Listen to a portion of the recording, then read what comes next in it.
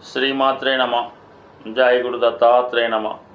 ఈ వీడియోలో మనం నూతన సంవత్సర శుభాకాంక్షలతో 2025 సంవత్సర ఫలితాలు మేషరాశి వారికి ఏ విధంగా ఉంటాయి అన్న విషయాన్ని మనం తెలుసుకునే ప్రయత్నం చేద్దాం. మేషరాశి వారికి మేజర్గా మనం సంవత్సర ఫలితాలు చూస్తున్నప్పుడు బాగా నెమ్మదిగా సంచరించే గ్రహాల యొక్క స్థితిని అనుసరించి ఈ గోచార ఫలితాలు చూడడం జరుగుతుంది.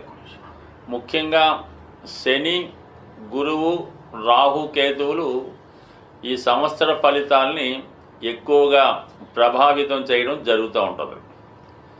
ఎక్కువగా సంవత్సర ఫలితాలంతా కూడా గురువును బట్టే మనం తెలుసుకోవడం జరుగుతూ ఉంటుంది. ఎందుకంటే గురువు ప్రతి సంవత్సరం ఒక రాశి నుంచి ఒక రాశిలోకి మారడం వల్ల గురు ప్రభావం మనం తెలుసుకోవడం జరుగుతూ ఉంటుంది. మరి ప్రస్తుతం మేషరాశి వారికి గురువు ధనస్థానంలో వక్రగమనంలో సంచరించడం జరుగుతుంది. మనకి ఫిబ్రవరి 4వ తారీఖు వరకు కూడా, అంటే అప్పటిదాకా కూడా గురువు ఈ రాశి వారికి ధనస్థాన సంచారం వల్ల కుటుంబ ఆర్థిక విషయాల్లో మీరు చేయవలసినటువంటి కార్యక్రమాలు చేయడం, కుటుంబ విషయాలు, కుటుంబంలో ఉన్నటువంటి సమస్యల్ని పరిష్కరించే ప్రయత్నం చేయడం, అలాగే కుటుంబ వ్యవహారాలు ఒక కొలిక్కి వచ్చి అందరూ కుటుంబ సభ్యులందరూ కూడా వ్యక్తిగతంగా మీకు సహకరించడం, మీరు వారికి సహకరించడం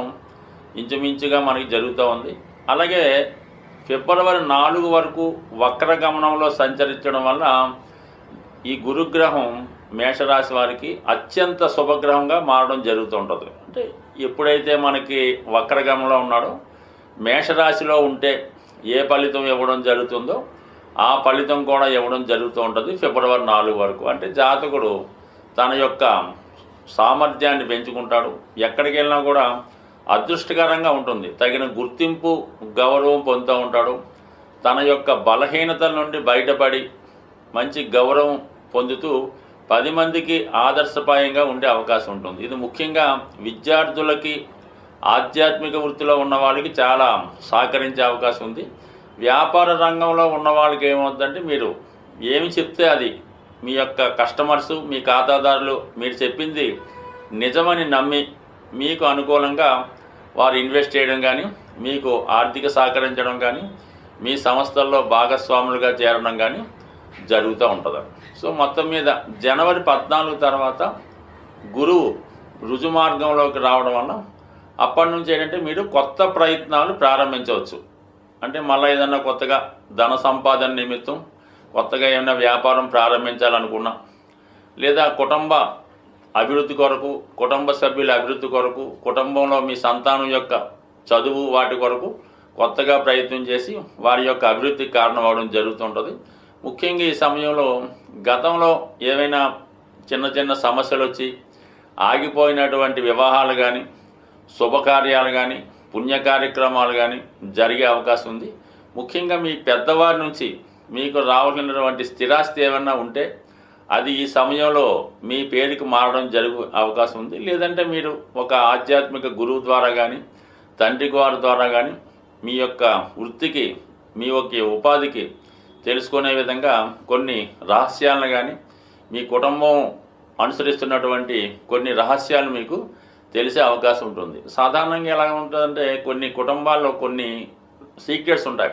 ఒక స్వీట్ స్టాల్ వ్యాపారం చేస్తున్న వాళ్ళకి కొన్ని సీక్రెట్స్ ఉంటాయి. అలాగే రియల్ ఎస్టేట్ చేస్తున్న వాళ్ళకి ఇవన్నీ కూడా వాళ్ళకి కలిసి వస్తుంటాయి అన్నమాట. అటువంటివి సాధారణంగా బయట వారికి తెలియకుండా కుటుంబ సభ్యులకు మాత్రమే చెప్తుంటారు. ముఖ్యంగా ఈ జ్యోతిష్ శాస్త్రంలో ఉన్నటువంటి ఈ రహస్యాలు కూడా వారసులకు చెప్పడం జరుగుతుంటుంది. అలాగే వైద్య శాస్త్రంలో ఉన్నవాళ్ళు, ముఖ్యంగా ఆయుర్వేద వైద్యంలో ఉన్నవాళ్ళు కొన్ని చిట్కా వైద్యాలు పురాతనంగా వాళ్ళ దగ్గర నుంచి వస్తుంటాయి. అవి కేవలం వంశపారపర్యంగా ఆ కుటుంబ సభ్యులకు మాత్రమే చెప్పడం వల్ల వారు ఆ విషయాలు తెలుసుకొని మీరు మళ్ళీ వాళ్ళు జీవనోపాధికి ముందుకెళ్లే విధంగా, అంటే తర్వాత తరాన్ని కంటిన్యూ చేసే విధంగా ఈ శాస్త్ర అధ్యయనం జరుగుతుంటుంది. అంటే మొత్తం మీద కుటుంబ గౌరవం పెరిగే విధంగా, కుటుంబ ఆదాయం పెరిగే విధంగా కొన్ని విషయాలు మీ పూర్వీకుల ద్వారా తెలుసుకునే అవకాశం ఉంటుంది. ఏదైనా ఒక గ్రహం, ఒక రాశి ఈ సంవత్సరం బాగుంది అనుకుంటే గురువు యొక్క స్థితిని బట్టే అనుకూలంగా ఉంటుంది. గురువు ఆ సంవత్సరం జాతకంలో బలంగా ఉన్నా, జన్మ జాతకంలో గురువు బలంగా ఉన్న జాతకుడు తన యొక్క సామర్థ్యంతో ముందుకెళ్ళగలుగుతుంటాడు. మిగతా గ్రహాలు కూడా అనుకూలిస్తూ ఉంటాయి. మీ గురువు ఇబ్బందికరమైన పరిస్థితిలో ఉన్న, పాపగ్రహాలతో కలిసి ఉన్న, దుస్థానాల్లో ఉన్న ఎన్ని గ్రహాలు అనుకూలంగా ఉన్నా సరే జాతకుడికి పెద్దగా ఉపయోగపడే అవకాశం ఉండదు. ఇది ఒక సూచన. దాని తర్వాత ఏంటంటే సుమారుగా మనకి మే 15వ తారీఖు వరకు కూడా గురువు ధనస్థానంలో ఉంటూ జాతకుడికి కుటుంబ ఆదాయం పెరుగుతుంది, కుటుంబంలో శుభకార్యాలు జరుగుతాయి, కుటుంబ సభ్యులు మీకు సహకరిస్తారు, దూర ప్రాంతంలో ఉన్నటువంటి మీ కుటుంబ సభ్యులు మీ కుటుంబంలో కలుసుకునే అవకాశం ఉంటుంది. అంటే ఒకవేళ మీరు విదేశంలో ఉంటే స్వదేశంలో ఉన్నటువంటి మీ కుటుంబాన్ని కలుసుకుంటారు. మీ పిల్లలు కానీ ఎవరైనా దూర ప్రాంతంలో ఉంటే వాళ్ళు ఒకసారి కుటుంబంలో కలుసుకొని ఏదైనా శుభకార్యాలు లాంటివి, పెళ్ళిళ్ళు, ఏదైనా ఉత్సవాలు లాంటివి జరిపే అవకాశం ఉంటుంది. మొత్తం మీద ఈ మే 15వ తారీఖు వరకు చాలా వరకు జాతకుడు కుటుంబం విషయాలు ఎక్కువ శ్రద్ధ పెట్టడం జరుగుతుంది. కుటుంబంలో ఏదో ఒక కార్యక్రమం జరుగుతుంటుంది. అలాగే ఖర్చు కూడా ఎక్కువగా ఉంటుంది. ఎక్కువగా బంధుమిత్రులు రాకపోకలు జరుగుతూ ఉంటాయి. దాని తర్వాత ఏంటంటే మే 15వ తారీఖు తర్వాత గురుగ్రహం 3వ స్థానం అయినటువంటి మిథున రాశిలోకి ప్రవేశించడం జరుగుతుంది. ఎప్పుడైతే గురువు మిథున రాశిలోకి ప్రవేశించాడో 3, 7, 11 స్థానాలు యాక్టివేట్ అవుతాయి. అంటే కొత్తగా ఈ సమయంలో వ్యక్తిగతంగా జాతకుడికి వివాహ ప్రయత్నాలు ఫలించే అవకాశం ఉంటుంది. తనలో ఉన్నటువంటి సామర్థ్యానికి తగు విధంగా జాతకుడు ప్రయత్నం చేసి వ్యక్తిగతంగా ఎవరి సలహా లేకుండా ఎదిగే ప్రయత్నం జరుగుతూ ఉంటుంది. అలాగే ఏంటంటే తనలో ఉన్నటువంటి టాలెంట్ పెరగడం వల్ల, విద్యలో ఎక్కువ ప్రగతి సాధించడం వల్ల అతనికి క్యాంపస్ సెలక్షన్ రావచ్చు. ఆల్రెడీ ఉద్యోగంలో ఉన్న వాళ్ళకి ప్రమోషన్ లాంటిది కూడా వచ్చే అవకాశం ఉంటుంది. అలాగే కొత్త పరిచయాలు ఏర్పడతాయి. ఆ పరిచయాల ద్వారా కొత్త విషయాలు తెలుసుకుంటారు. అలాగే మీరు కూడా 10 మందికి మంచి సలహా ఇస్తూ ఒక మంచి అడ్వైజర్గా మారే అవకాశం ఉంది. ఇది ఉపాధ్యాయ వృత్తిలో ఉన్నవారికి, న్యాయవాది వృత్తిలో ఉన్న వాళ్ళకి, జ్యోతిష శాస్త్రం మొదలగు ఆధ్యాత్మిక వృత్తుల్లో ఉన్న వాళ్ళకి ఈ గ్రహస్థితి అంటే గురువు 3వ స్థానంలో ఉండడం వల్ల జాతకుడికి అభివృద్ధి కలుగుతుంది. తన యొక్క విద్య బాగా పెంచుకుంటాడు, టాలెంట్ పెంచుకుంటాడు. ముఖ్యంగా కాన్ఫిడెన్స్గా ఏదైనా పని పూర్తి చేయగలిగే అవకాశం ఉంది. ఇది గురుగ్రహం గురించి. దాని తర్వాత ఏంటంటే శని భగవానుడు ప్రస్తుతం 10వ స్థానంలో శనిగ్రహ సంచారం జరుగుతుంది. ఇది గత 2.5 సంవత్సరాలుగా లాభస్థానంలో సంచరిస్తున్నటువంటి శని భగవానుడు మరి చాలా వరకు ఇది అనుకూలమైన స్థానమే. అయితే ఏంటంటే మరి ఒక విధంగా మార్చి 29వ తారీఖు నుంచి ఈ రాశి వారికి ఏలినాటి శని ప్రారంభం అవడం జరుగుతుంది. అంటే 12వ స్థానంలోకి ఎప్పుడైతే శని భగవానుడు ఎంటర్ అయ్యాడో జాతకుడికి 7.5 సంవత్సరాల శని ప్రారంభం అవుతుంది. అంటే ప్రారంభంలోనే జాతకుడి మీద ఎక్కువ ఆర్థిక పరమైనటువంటి ఒత్తిడి తీసుకొచ్చే ప్రయత్నం చేస్తూ ఉంటాడు. అంటే ఏదన్నా కొత్త అవకాశాలు రావడం కానీ, దేంట్లో ఉన్న పెట్టుబడి పెట్టి ఇన్వెస్ట్ చేసే అవకాశం రావడం కానీ, ఏదంటే వ్యాపార అవకాశాలు రావడం కానీ, లేదంటే కుటుంబంలో ఎవరికో ఎక్కువ ఖర్చు పెట్టి పెళ్లి చేయవలసి రావడం కానీ, చదివించవలసి రావడం కానీ, అంటే తనకు స్థాయికి మించినటువంటి బర్డెను జాతకుడికి ఏర్పడడం జరుగుతుంది.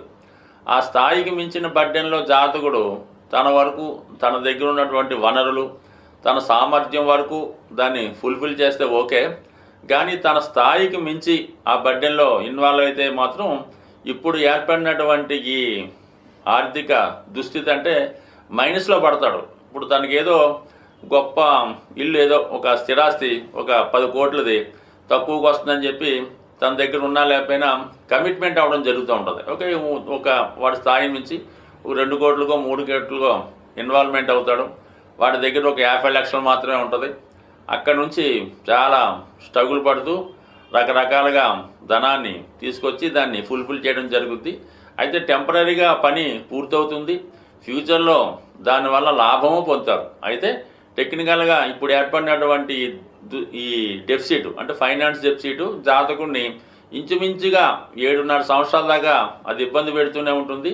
ప్రతి అవసరానికి కొంత ఇబ్బందులు కూడా కలగడం జరుగుతుంటుంది. కాబట్టి ఈ సమయంలో జాతకుడు ఇన్వెస్ట్మెంట్ చేసే విషయంలో చాలా జాగ్రత్తగా ఆలోచించి తన స్థాయికి తగు విధంగానే ఇన్వెస్ట్ చేయాలి తప్ప అధికంగా చేయడం వల్ల ముందులో ఇబ్బంది పడే అవకాశం ఉంటుంది. కాబట్టి దాని కొరకు కూడా జాతకుడు ఆలోచించవలసి ఉంటుంది. అయితే ఒక విధంగా శని భగవానుడు ఏలినాటి శని నొక్కులకు వచ్చినప్పుడు కూడా ఇంచుమించుగా మనకి మే 18వ తారీఖున వ్యయస్థానంలో ఉన్నటువంటి రాహు లాభస్థానంలోకి మారడం వల్ల శని వల్ల మీకు లాభస్థానంలో ఉండడం ఎటువంటి ఉపయోగం కలిగిందో ఇప్పుడు రాహు లాభస్థానంలోకి రావడం వల్ల అనూహ్యంగా మీరు ఊహించిన దానికన్నా ఎక్కువ లాభాలు మీకు రావడం, విదేశంలో ఉన్నటువంటి మీ మిత్రులు కానీ ఇతర కమ్యూనిటీ మిత్రులు కానీ మీకు సహకరించడం వల్ల ఒక విధంగా మీరు ఆశించిన దానికన్నా ఎక్కువ ఆదాయం లభిస్తుంది.